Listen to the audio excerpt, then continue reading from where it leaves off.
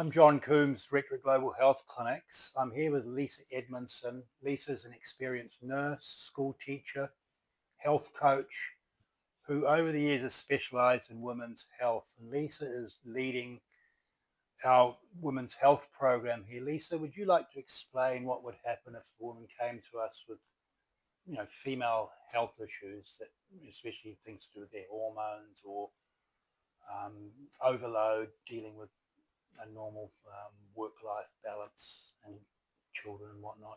Yeah, so the initial steps would be making an appointment with myself or Hester Scott, who's one of our other health coaches in this area, who Yep. also works in female hormonal health. So we would initially see, work out, have a conversation what's going on for the woman who is coming in, and then we're able to target their program based on doing a My Wellbeing hair analysis. We can look at some blood work, and then we work with that person around their lifestyle, finding the ideal supplements that work for them to help, be it around protein, adrenals, hormones directly. Then we'd work alongside you to help support them and create a whole systems approach to helping them manage their hormones, help their fatigue, burnout, whatever's going on for them. So it's a whole person approach, isn't it? So we'd be looking at the mind, body, and soul, Yes. properly holistic. Yes.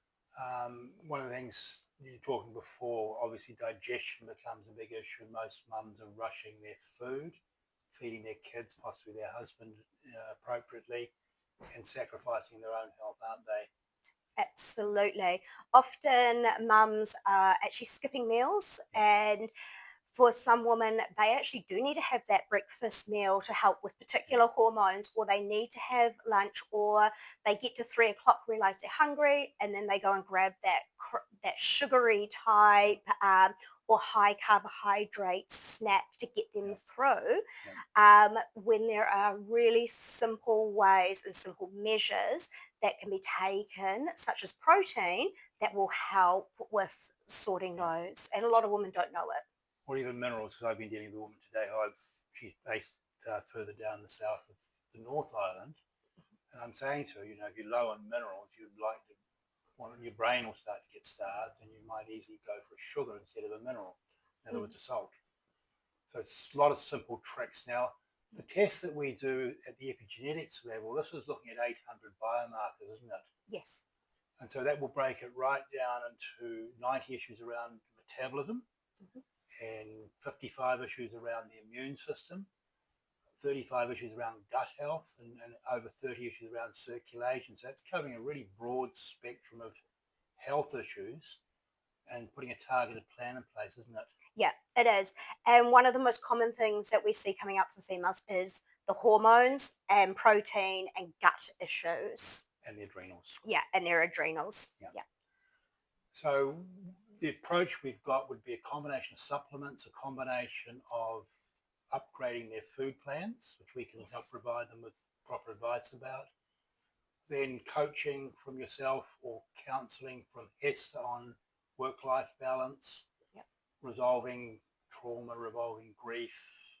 Yeah. Yeah, And even values. Values are a yeah, really big part of the process, because if we don't understand our own values, we are not going to be able to align them with what we're doing. And that leads to, I hate to use the word failure, yeah.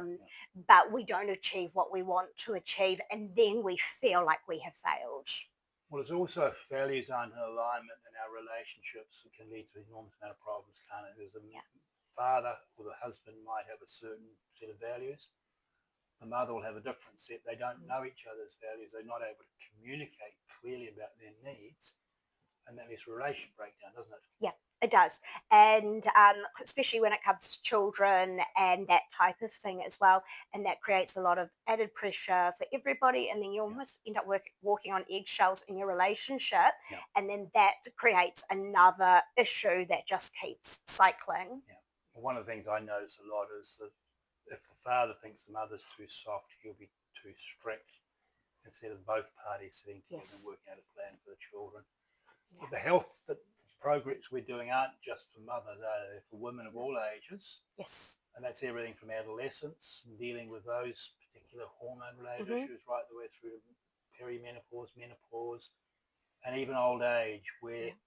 obviously the big problem with old age is things like the brain health and the risks of dementia, Parkinson's, and things like that, or Yeah. mobility issues. Yeah. So you've got experience in dealing with all ages. Your background as a nurse was specifically to women's health, wasn't it? Yeah, around. I did a lot of work in the area of antenatal, postnatal. Yeah, I've done a lot of work in sexual health. Again, that yeah, involves all the hormones, so family planning, yeah. and then yeah, I have worked in aged care as well and mental health. I know for Mm. me, because I've dealt with probably about 5,000, 6,000 female patients, and I like to refer them on over the specific female issues to Mhm. people like yourself or Hester.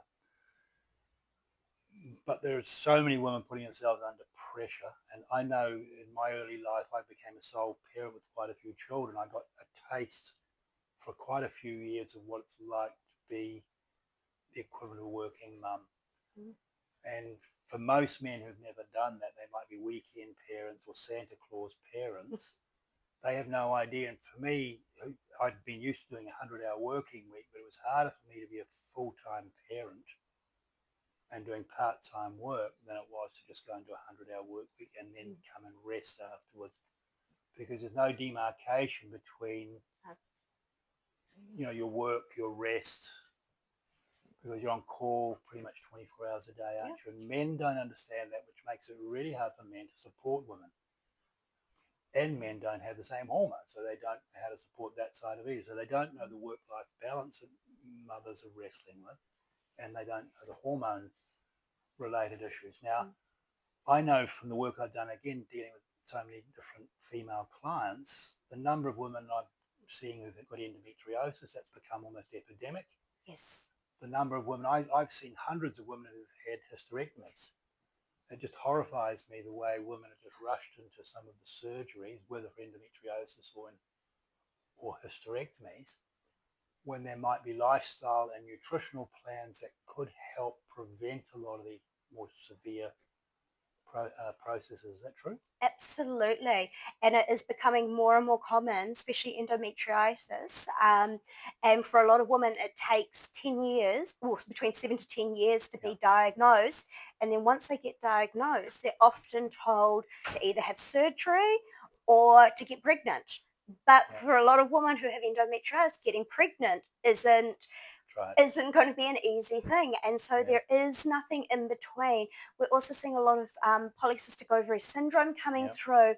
I recently heard there is a big increase on endometrial cancer yeah, that has been at one point was considered an older woman's yes, cancer, and now it's being seen in 30-year-old women. It's yeah, becoming more and more common, and these things can be helped with lifestyle. And what a lot of people don't know is they're often related to past trauma, yes, whether it's your own trauma yeah, or generational trauma. And yeah, once that's been managed, a lot of women find that those symptoms start to alleviate yes, more. yes. Well, the beauty about some of the tests we do, it does pick up when there's an emotional overload. And the Mm. question is, the questionnaire we ask people to fill in is very thorough, and it looks at a whole lot of stressors, everything from work to relationship, Yes. family to financial to health. And then we're looking at what would be the triggers to emotional overload, aren't we? Yeah. Grief and anger and just a long list, Yes. resentment. And Mm. so we've got a profile that would correlate between the questionnaire and the analytic results that come back from the hair test, wouldn't we? Yeah. Yeah, we do. And we see that correlation Yeah, quite often that if someone is ranking themselves higher in emotional stress, and that we often see that emotional thing, yeah, that emotional parameter come up within those top four priorities. yes. And that is quite a common thing that we see. Yeah. So talking about the Mm. test now, it is, as you mentioned, prioritised. Mhm. So we're testing 800 biomarkers, as mentioned earlier, looking at metabolism, circulation, immunity, gut health. We talked about the hormones, we talked about the adrenals. It's looking at things like, can we synthesize protein? If we want to build hormones, we need to metabolize fatty acids and synthesize proteins, don't we? Yes. We'll be looking at that. We'll be looking at toxins. We all know that many of the toxins in the world today, from plastics and metals, etc., and chemicals, Hmm. are neurodisruptors and hormone disruptors. Yes. We'll be looking at whether they've got neuro disruption or hormone disruption from toxic chemicals. We'll be looking at pathogens, like somebody could have a post-virus, an old glandular fever that's never really fully recovered. Mm. That can be leading to a lot of fatigue and adrenal-related issues further down the track, wouldn't it? Yes. So they've Yep. still got a post-viral condition. Hmm. We're looking at things like fungi. So many people end up with thrush or fungal overload, and that is very disruptive. Mm.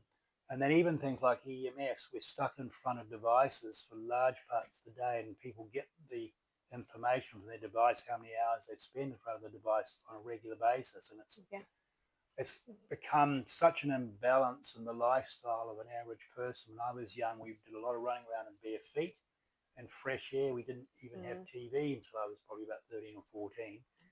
So that was a far healthier type of lifestyle. We've now got on 5G monitors on pretty much every lamppost in metropolitan New Zealand, or Auckland and the cities. And just that alone, our tests are picking up a lot of EMF and interference from electrical signals and e-smog, electrical smog, or people resistant to electricity. Yeah. So the brain in an average human is not getting the rest it would have done back in the day. Most people don't sleep like people used to. They're not exercising in the fresh air. They're exercising in gyms or more artificial type environments and getting out and playing more sport or running around in bare feet. And children today are living on screens. Well, what's going to happen to their health down the track? So many of the women we are mixing with have been on cell phones for years. I see so many of the women come into my office and they put a cell phone on their lap. And I think, if you were a man and you put a laptop on your lap for an hour, it's going to halve your sperm count on average. Yeah. What's it doing to a female? Yeah, well, and a female, our eggs do not replenish. They don't. We are born with them, And that's it. One and you supply. can't. And often, we have our laptop sitting on our lap. We have a tablet sitting on our lap, and you can actually feel the heat on it alone. And then when you've got it sitting there, what is actually happening? Right. Or we put it down our bra when we go and do exercise. Or even in a pocket, and in the pockets in the wrong places. So there are so many issues that would trigger off health issues. We're treating people, not disease, aren't we? We're really looking at the person. What is going to make this person tick in such a way that they can expect, on a law of average, to be well, as opposed to be suffering from health problems? And so after treating over 10,500 people in the clinic, we tend to have a pretty good success rate with most of what we're doing. Because it's a user-based clinic, we have to deal on results. We're very much a solutions-based clinic, aren't we? Yeah, absolutely. I know some of the clients I saw yesterday, one of them came to see me with 2 out of 10 energy level. She's up to 7 in 3 months. Now, that's an enormous improvement. To go from 7 and constantly under stress and overload and anxiety, now she's sitting at 7. Yeah. I would say, on average, we can help to get people from below 5 out of 10 up to 7 out of 10 energy, probably within a month. Yeah. The key then is maintaining it, and that's where your coaching programs and Hester's Site K and coaching programs come in. And some of the group work that you're developing is that people need motivating, don't they? Most people these days don't feel they've got enough encouragement in life. Yeah. And on average, probably males are encouraged more inside a family than females. Would that be true?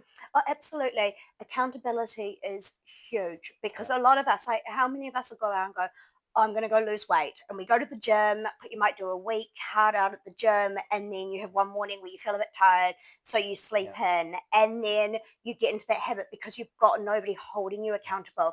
And that's a big part of a health coach's role, is holding people accountable or being their biggest champion, helping them to encourage them along the way. And we can have friends coming in together and working together in a partnership to help support each other. And it's so important. So it's like a personal trainer, isn't it? Somebody who's targeting your needs specific.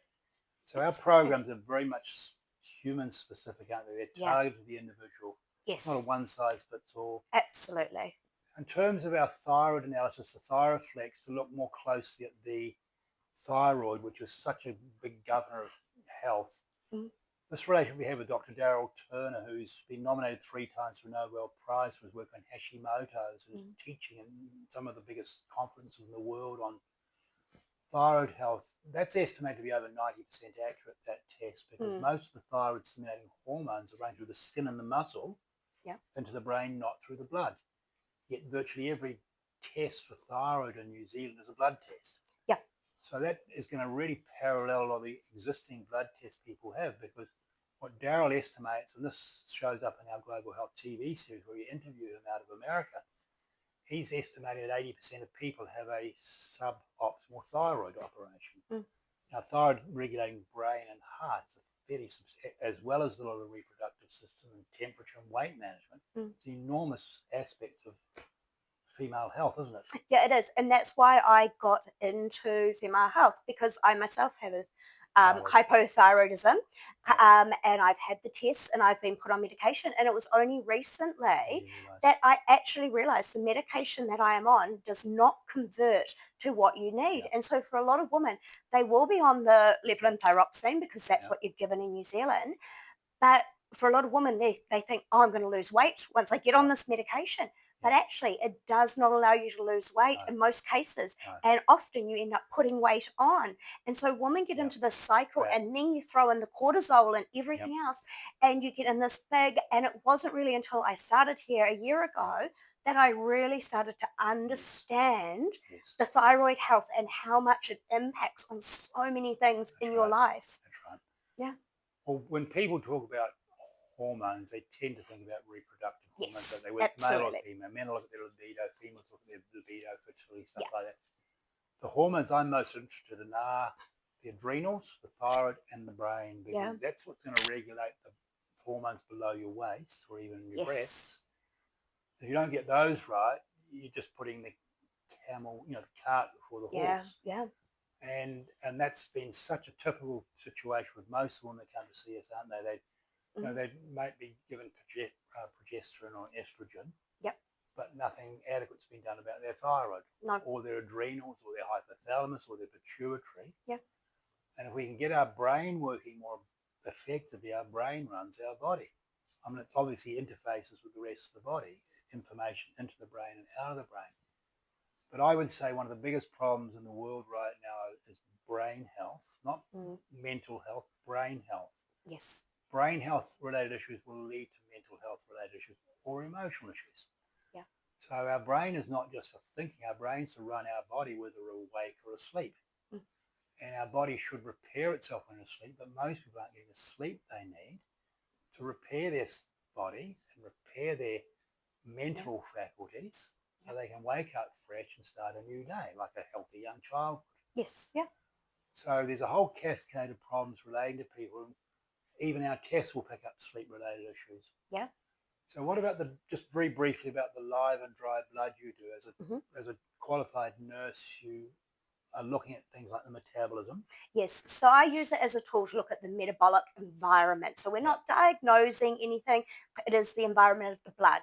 So when we look at healthy blood, it should be nice, round, singular, flowing through our vessels.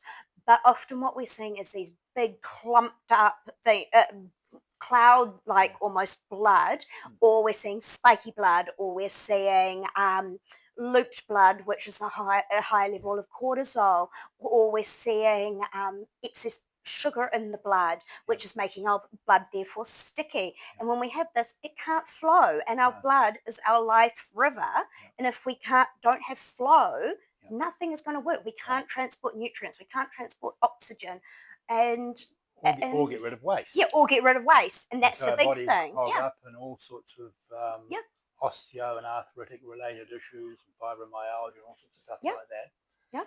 So what we tend to see is a lot of people's blood looks like a raisin, in other words, sticky, rather than individual grapes. So it's all clumped up. It's impossible to be healthy with blood like that, but somebody can see in just a few seconds the quality of their blood on screen, can't they? Absolutely. You're showing them their own blood, not just giving them some results they don't understand, and then they can quote those results as if they're an expert. Fundamentally, they're seeing for themselves the quality of their blood. and we go to a lab and we have our bloods taken and you get told, oh, your cortisol's high or your triglycerides are high. But what does that actually mean? Yeah. Nobody understands. No, Like that's the thing. you see it, you get told it's not great. Yeah. But until you actually visually see what it actually looks like and what it's doing to your blood, Yeah. you don't understand No, it. And that is so powerful seeing that picture in front of you. that's the And thing. you're right there looking at it. That's right. Yeah. Yeah. So it can spur people really to act far more quickly, can't they? Oh, yeah. Yeah. So fundamentally, we're going to be doing tests for people, and we have a multiple range of tests that we can do, right the way Yes. through the Dutch test for hormones. We're going to give them a nutrition plan that would last for 3 months. Mm-hmm. We're going to be recommending supplements and food upgrades. Yes. We're going to be recommending foods to avoid because some people have major food intolerances or allergies Yeah. or sensitivities. Yeah. Yeah. So they'll be getting a combination of nutrition, supplementation, coaching, and a range of recommendations. We'll be giving lots of resources, handouts. If they've got an adrenal issue, we'll be giving them a lot of information about adrenal. Yep. We also help support some people who've got cancer, and we're not allowed to cure cancer. It's not what we do, but we provide a lot of support for women who have reached a stage where they've come down with cancer, and we work complementary, don't we, to the health system. They might be going through chemotherapy, they might get radiation operations.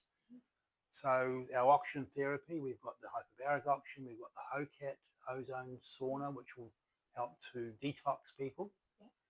We've got the red light therapy. Yeah. We've got things like PEMF mats, which are going to help with stimulate circulation, reduce inflammation. What else have we got? The detoxing systems. Yep.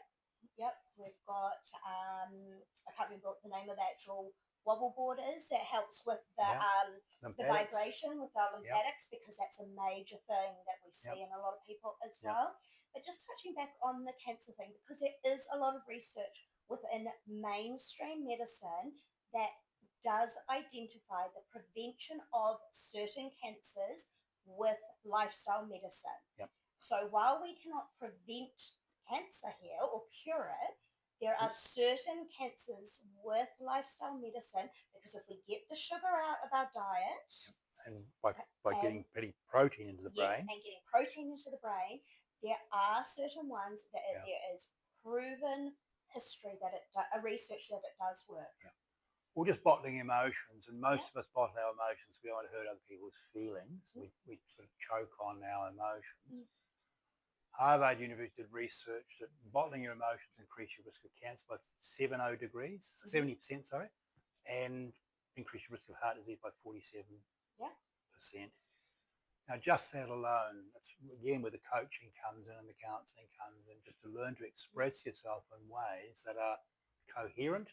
You feel like you're getting your needs met, and other people can hear you more easily because you've just given some thought to how you're going to be communicating. Absolutely. And I think that's the problem a lot of women have. They don't feel understood inside their own family. Their hormones might be playing up due to a whole lot of other stress factors. And it becomes a cybernetic loop, doesn't it? Oh, absolutely. And it can loop very, very quickly out of control if we're not careful. Yeah. And like for a lot of women, they don't understand the different stages of their cycle. So they just can feel crazy at certain times. And then that gets taken out rather than be able to say to their partner, I'm at this stage of my cycle. This is what I'm feeling at the moment. I need a little bit of space. But when they become able to understand that cycle and what phase they're in and what their hormones are doing, they actually find it much easier to be able to communicate their needs to the people around them. Great. Well, we're here to help people of all ages, all genders, but in particular, about 2/3 of the patients we see here are females. We're a specialised team of people that work in female health with proper qualifications and experience in the field. We look forward to helping you with this. It is such an important issue. The home life is the sort of foundations of a healthy society and a healthy sort of planetary ecosystem. If we don't look after mothers in particular and women in general, we will never have healthy societies. This is such important work. We look forward to helping those of you who find us or who are in need of this.